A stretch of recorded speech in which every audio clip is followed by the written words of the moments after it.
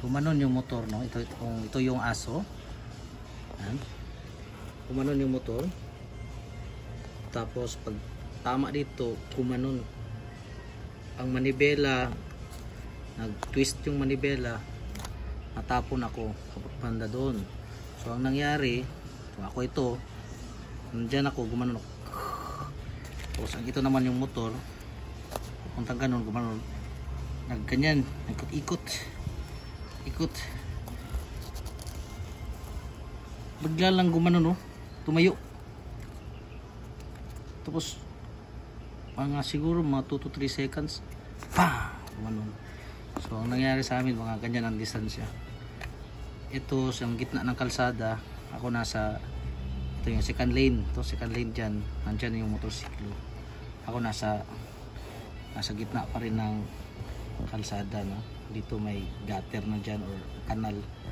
Yan. So yun, no? Minimal, maliit lang ang damage natin, no? Maliit lang yung injury, kaya lang sa isang araw, dalawang araw tayo, recover na. So no, napakatibay, no? Nakatibay ng motorsiklo natin. Yun lang masabi ko, na buhay pa tayo. Ito kasi naka sa kamay ko, nakaganyan yan, no? Nakaganyan ako. Tapos yung kamay ko nakaganyan. Pakita natin. Ayan, no? Ayan, nakaganyan yung kamay ko. Ayan yung ulo ko at kamay. Nakaganyan kasi ako. So yun ang masakit na ribs natin. Now i-assess natin. Disgrasya tayo. Ito yung helmet natin. Ayan. Yung masyadong gasgas. So wala man masyadong ito lang. Ito bago to. Bago yan, bago yan. Tapos ito tamaan. Ito yan. Ito bago yan. And then ito, saka ito. Okay, kita natin. Ayan. No, so medyo tabingin na siya kasi disgrasya tayo sa aso. Ang pagtalon yan, ang pagtalon yan, ang manibela gumanon straight, no?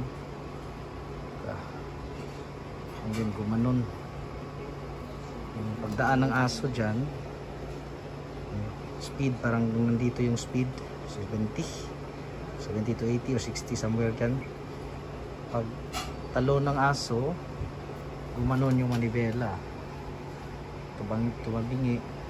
Saka ito, pinalo ako pag ano. Tapos yun, nandito yung paa ko.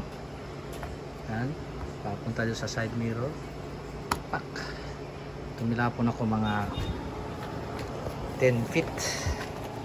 No, so nakita ko pagulong-gulong yung motor, no, na dito na side.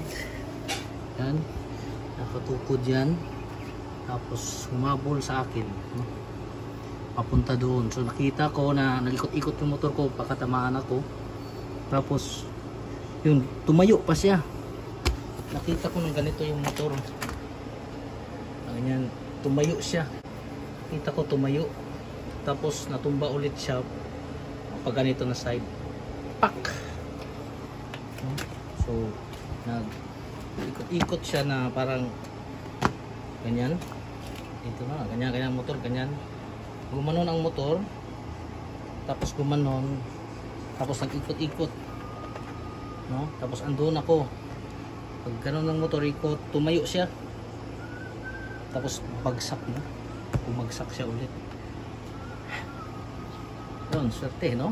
Buhay pa tayo. So yun, tama ko dito, masakit yung kamay ko dahil gano'n, no?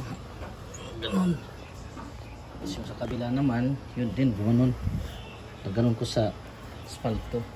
At maulan naman, ayun, medyo ano na.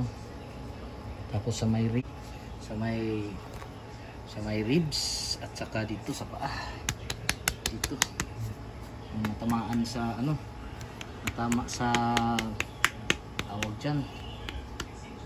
Ito. Hindi masyadong natamaan sa side mirror. Ito, tama na sa side mirror.